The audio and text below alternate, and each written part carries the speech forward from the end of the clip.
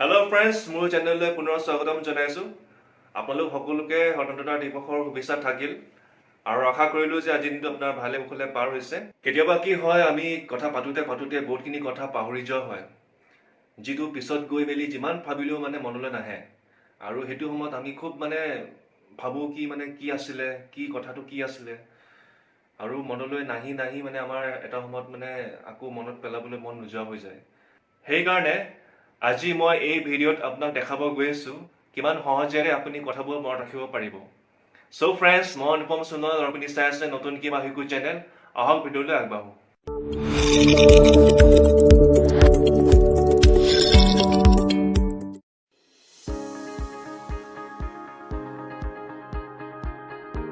আমাৰ মেমৰি সাধাৰণস্বৰূপে দুই ধৰণে মনত ৰখা হয়: শব্দ বা ভাৰ্বেল মেমৰি, ছবি বা ভিজুৱেল মেমৰি। কিন্তু যদি দুয়োকে তুলনা কৰি চাব গ'লে ফলাফলটো আশ্চৰ্যজনক ওলাই পৰে। সেইকাৰণে মই আপোনালৈ এটা সৰু চেলেঞ্জ আগবঢ়াইছোঁ। আপুনি ৰেডি আছেনে? আমি প্ৰথমে 10টা ৰেণ্ডম শব্দ চাই যাম। আহক কিমান মনত হ'ব পাৰোঁ। কলম, হাতী, আপেল, মোবাইল, চৰাই, চাবি, জোতা, চকলেট, আইনা, ফুল। ভিডিঅ'টো পজ কৰক আৰু চাওক আপুনি কেইটা মনত ৰাখিব পাৰিলে। এভাৰেজ স্ক'ৰ চাব গ'লে 5টাৰ পৰা 7টা শব্দ আমি মনত থ'ব পাৰিছোঁ। এতিয়া আহক ভিজুৱেল মেমৰি চেলেঞ্জলৈ যাওঁ। এইবাৰো 10টা শব্দ আছে, কিন্তু লগতে ছবি থাকিব আৰু এটা সৰু ষ্টৰি থাকিব। আপুনি শব্দ আৰু ছবি দুয়োটাই মনৰ ভিতৰত এখন চিনেমাৰ দৰে চাই যাব আৰু তেনেদৰে মনত ৰাখি যাব।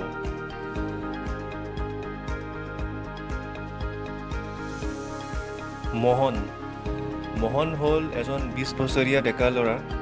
সি পঢ়াৰ লগত খেলা ধূলা কৰিও ভাল পায়। মোবাইল। আজি তাৰ লগৰজনীৰ বাৰ্থডে বুলি মোবাইলটো পকেটৰ পৰা উলিয়াই তাইলৈ ফোন লগাইছে।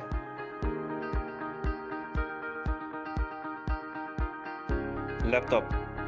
বাৰ্থডে কাৰণে কি দিলে ভাল হ'ব তাকে মোহনে লেপটপ খুলি চালে।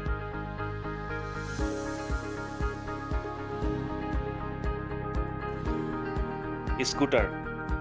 বাৰ্থডে গিফ্ট কনফাৰ্ম হোৱাৰ পিছত মোহনে স্কুটাৰখন লৈ বজাৰলৈ ওলালে।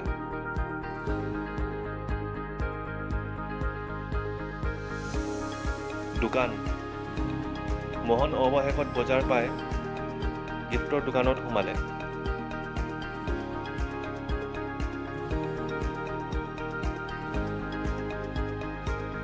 উপহাৰ। লগৰজনীৰ কাৰণে মোহনে নিজৰ মন পচন্দৰ উপহাৰ কিনি ল'লে। কেক। মোহনৰ মন পচন্দৰ কেক তাইৰ লগৰজনীৰ বাৰ্থডেত তাক খোৱালে।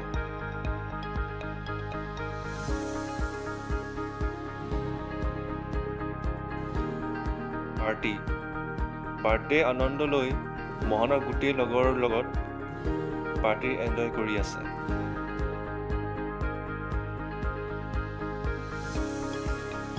পাহাৰ।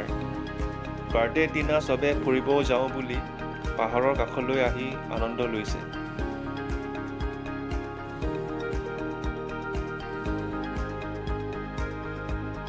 নাও। মোহনে নাও দেখি মাছ মাৰিব মন গ'ল। ভিডিঅ'টো পজ কৰক আৰু চাওক আপুনি কেইটা মনত থ'ব পাৰিলে। এভাৰেজ স্ক'ৰ চাব গ'লে 9 পৰা 10 শব্দ আপুনি মনত থ'ব পাৰিছে।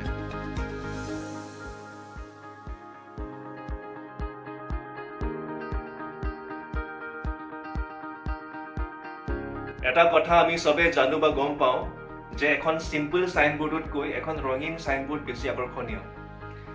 কিয়নো যেতিয়া আমি বজাৰলৈ যাওঁ আমি দেখোঁ প্ৰায় চব জেগাতে ডাঙৰ ডাঙৰ পোষ্টাৰ লগা থাকে। তাত ফটো থাকিব, কিছুমান আকৰ্ষণীয় চেণ্টেন্স থাকিব যিটো নেকি আমাক এট্ৰেক্ট কৰে মানে।